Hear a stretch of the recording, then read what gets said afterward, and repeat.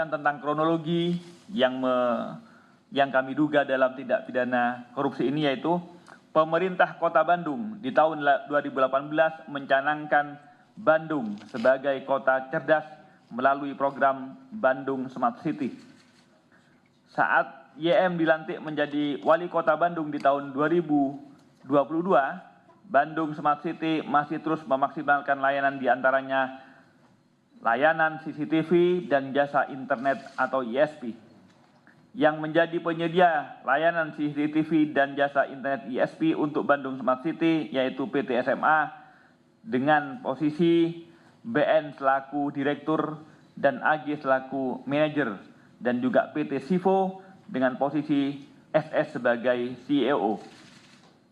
Sekitar Agustus 2022, AG dengan sepengetahuan BN bersama dengan saudara SS menemui YM di pendopo wali kota dengan maksud agar bisa mengerjakan proyek pengadaan CCTV pada Dinas Perhubungan dan Dinas Komunikasi dan Informatika Pemkot Kota Bandung. Pertemuan tersebut difasilitasi saudara KR selaku Sekretaris Dinas Perhubungan Pemkot Bandung.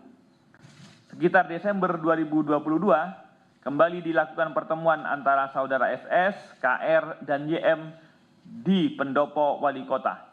Dan di pertemuan ini ada pemberian sejumlah uang dari saudara SS pada YM sekaligus untuk juga membahas pengkondisian agar PT Sivo sebagai pelaksana pengadaan ISP di Dishub Pemkot Bandung walaupun keikutsertaan PT Sivo dalam proyek tersebut melalui aplikasi e-katalog. Jadi sesungguhnya pengadaannya sudah menggunakan e-katalog ya, tinggal menunjuk di e-katalog.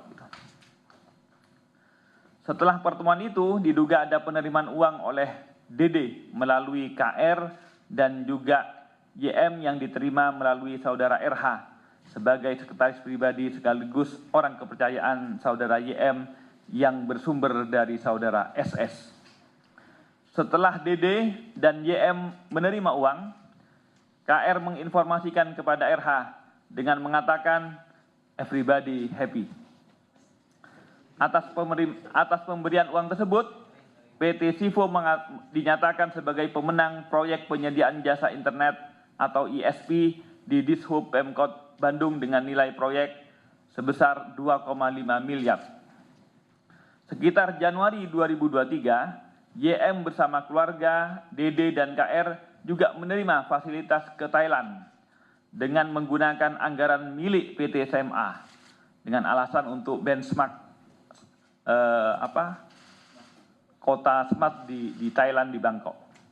YM juga menerima sejumlah uang dari AG melalui KR sebagai uang saku dan YM menggunakan uang saku tersebut dengan membeli sepasang sepatu merek LV.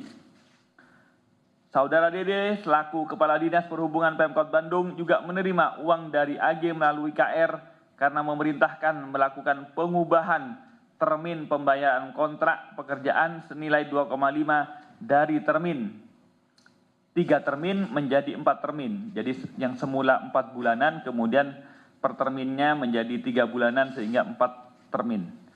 Dan setelahnya disepakati adanya pemberian uang untuk persiapan menyambut lebaran di tahun ini. Diperoleh informasi penyerahan uang dari saudara SS dan AG untuk YM memakai istilah nganter musanking. Sebagai bukti awal penerimaan uang oleh YM dan DD melalui KR senilai sekitar 924,6 juta. Dari pemeriksaan, tim KPK juga mendapatkan informasi dan data adanya penerimaan uang lainnya oleh saudara YM selaku wali kota Bandung dari berbagai pihak yang masih akan terus didalami lebih lanjut dalam pemeriksaan penyidikan. KPK atas kegiatan tangkap tangan ini kemudian menetapkan 6 orang tersangka, yaitu pertama saudara YM sebagai selaku wali kota Bandung periode 2022 sampai saat ini. 2. Saudara DD, Kepala Dinas Perhubungan Pemkot Bandung. 3. Saudara KR, Sekretaris Dinas Perhubungan Pemkot Bandung. 4. Saudara BN, Direktur PT SMA. 5. Saudara SS, CEO PT Sivo.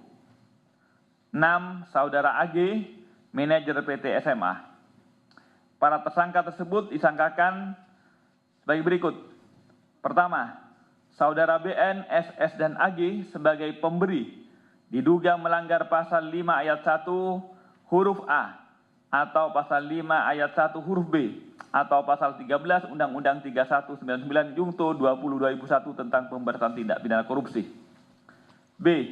Saudara YM, Saudara DD, dan Saudara KR diduga sebagai penerima melanggar pasal 16 huruf A, pasal 12 huruf A, atau pasal 12 huruf B, atau pasal 11 Undang-Undang 3199 Jungto 20/2001 tentang pemberantasan tindak pidana korupsi.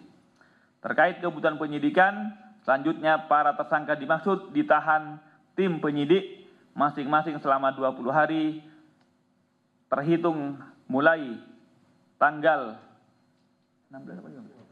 15 April sampai dengan 4 Mei 2023.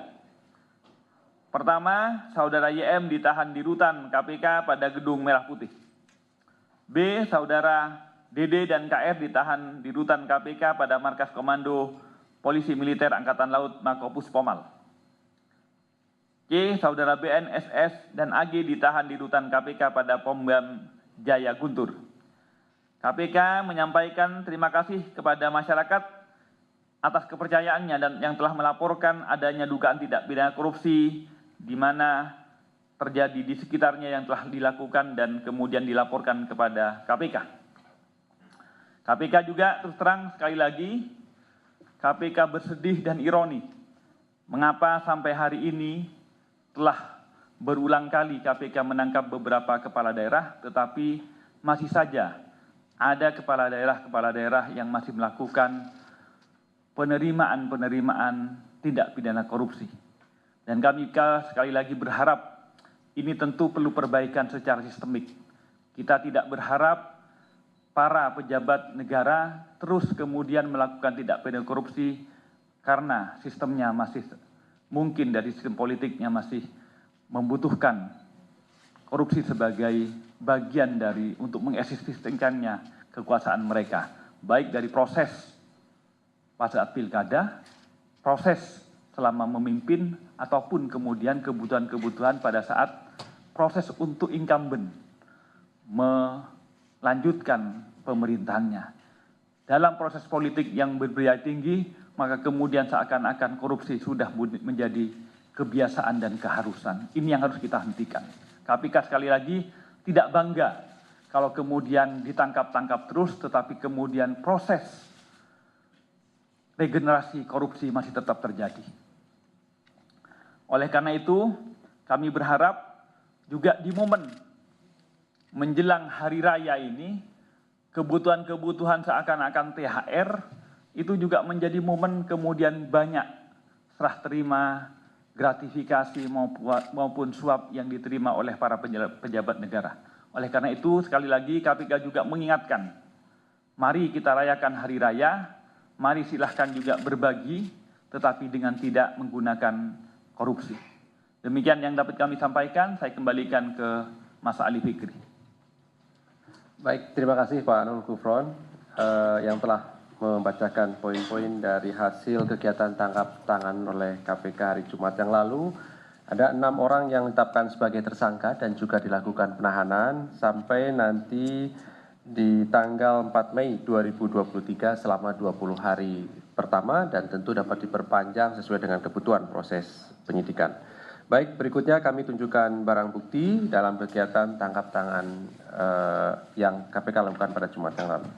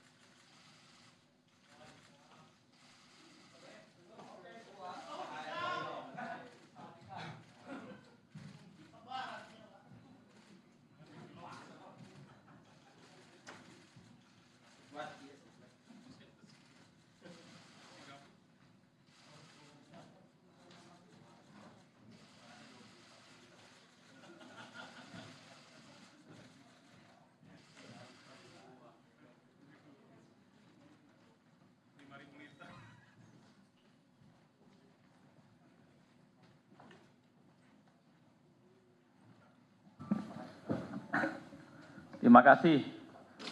Tadi ada 1, 2, 3, 4 ya, 4 penanya. Ada beberapa yang bersifat kasus ini, ada juga yang bertanya di kasus lain ya. Bahwa pertama dari Mas Tio, ini proyeknya 2,5,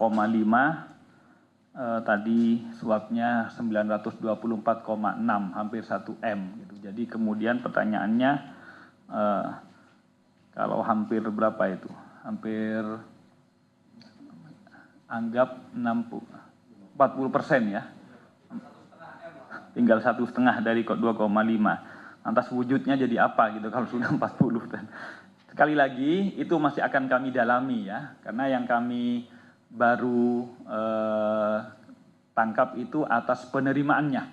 Bahwa kemudian logikanya Pak, kalau kemudian yang terbelanjakan menjadi hanya 1,5 dari 2,5, berarti kemudian tentu kualitas dan juga kuantitasnya mungkin rendah begitu. Nah, itu nanti akan kami dalami.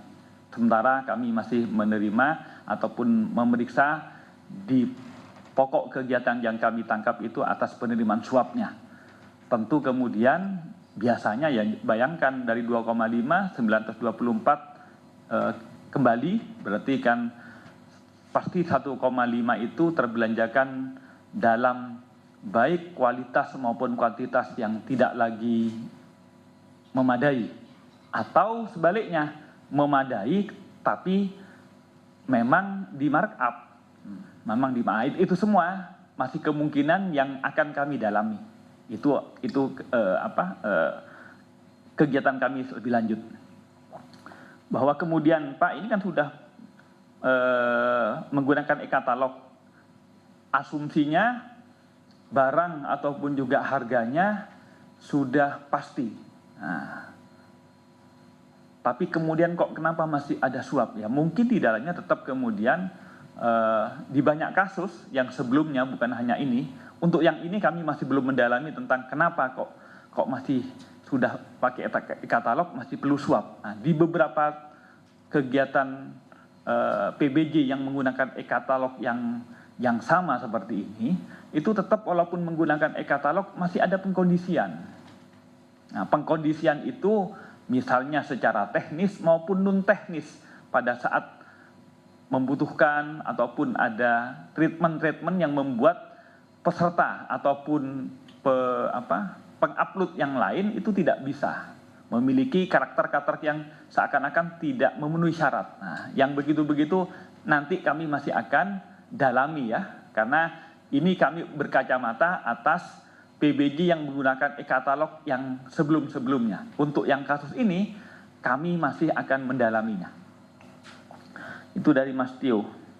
Kemudian penerimaan yang lain lagi untuk kepentingan politik. Nah, jadi asumsinya ini penerimaannya hanya 924 gitu ya.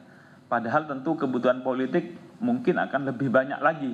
Baik momen THR, momen merawat konstituen, apalagi untuk kepentingan politik di 2024. Itu tentu. Tetapi sekali lagi dugaan-dugaan itu sudah menjadi bagian dari praduga kami. Nanti akan kami kembangkan di beberapa proyek yang lain, tentu akan kami dalami. Dari Mas Mario, apakah KPK juga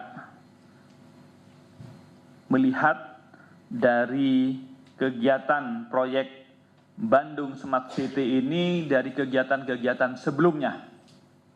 Apakah karena ini memang kegiatannya sudah dicanangkan sejak 2018, proyeknya sudah 2018, tapi yang kami tangkap ini 2022 dan 2023. Apakah kemungkinan akan masuk ke sebelumnya? Sekali lagi kemungkinannya masih kami buka, tetapi lebih lanjut akan kami update hasil-hasil pemeriksaan, bukan hanya mundur ke sebelumnya, termasuk juga menyamping kepada yang lain, Mas Mario.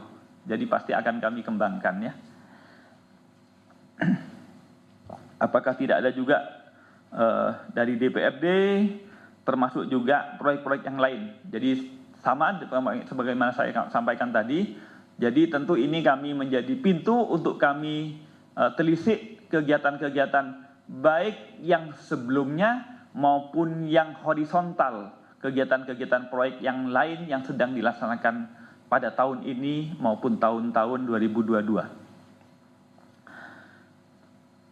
Ketiga, apakah pengembang kasus tersebut? Oh, tentang kasus lain tadi ya. Nanti yang SDM ini, yang kumparan dulu.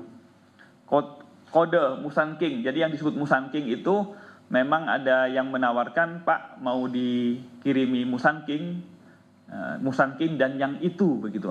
Musang King dan yang itu. Jadi yang itu ya ada Musang King, ada barang dan juga ada itu yang disebut uang.